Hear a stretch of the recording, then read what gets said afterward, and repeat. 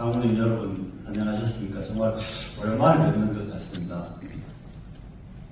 얼마 전에 우리 회장님으로부터 여기 와서 특강을 좀 부탁한다는 그런 제의를 사실 받았습니다. 그래서 회장님 말씀은 감사합니다만 제가 우리 향후들 앞에서 특강을 할 만큼 어느 분야에 전문성이 있는 사람도 아니고 제가 그런 정도의 사람은 안 된다고 미안하지만은 좀 양해해달라고 사양을 했습니다.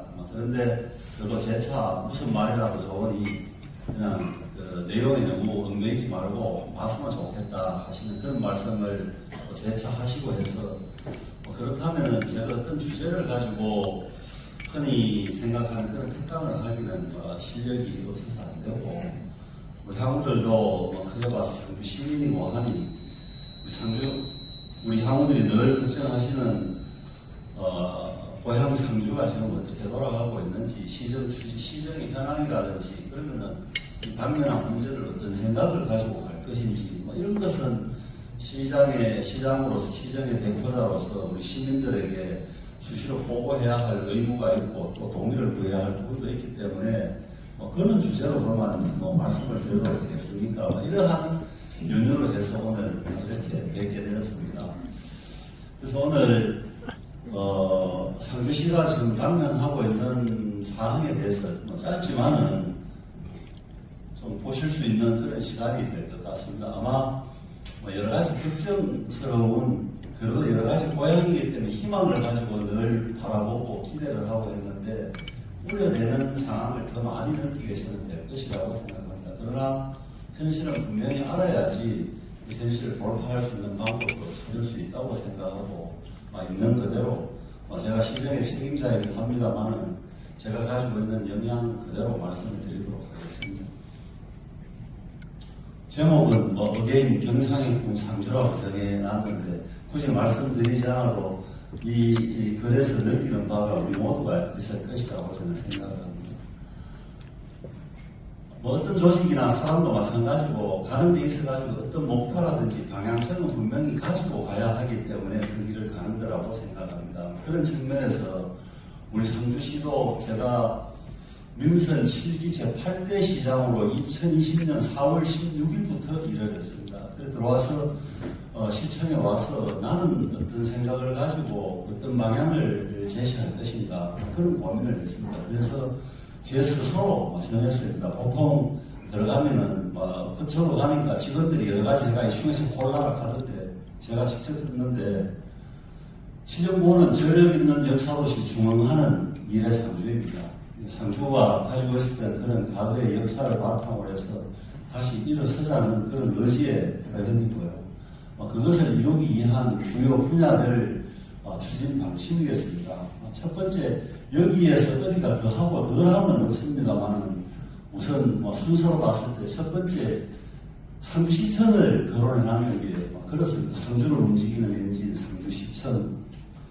서울이나 이런 데는 지역을 움직일 수 있는 그런 동력들이 여러 군데서 자연스럽게 형성이 되겠지만 상주를 비롯한 이런 지방 도시들은 사실은 이 중구난방으로 하는 이야기는 많지만 그 지역을 이끌어갈 수 있는 동력은 결국은 공무원 사회밖에 저는 없다고 생각을 합니다. 대한민국이 근대화되는 과정에 엘리트 공무원들과 정말로 국가를 위해서 헌신하는 그런 집단인 공무원들과 어떻게든지 살아봐야 된다 하는 상사면으로 대표되는 그런 사람들이 가방 들고 온 세계에 나가서 세일즈 해가지고 그것을 동력으로 해서 대한민국의 지금을 만들었듯이 지금 우리 상주의 상황도 잘났니 못났니 해도 그래도 가장 우수한 집단들이 모이는 데가 저는 상주시청이라고 생각합니다.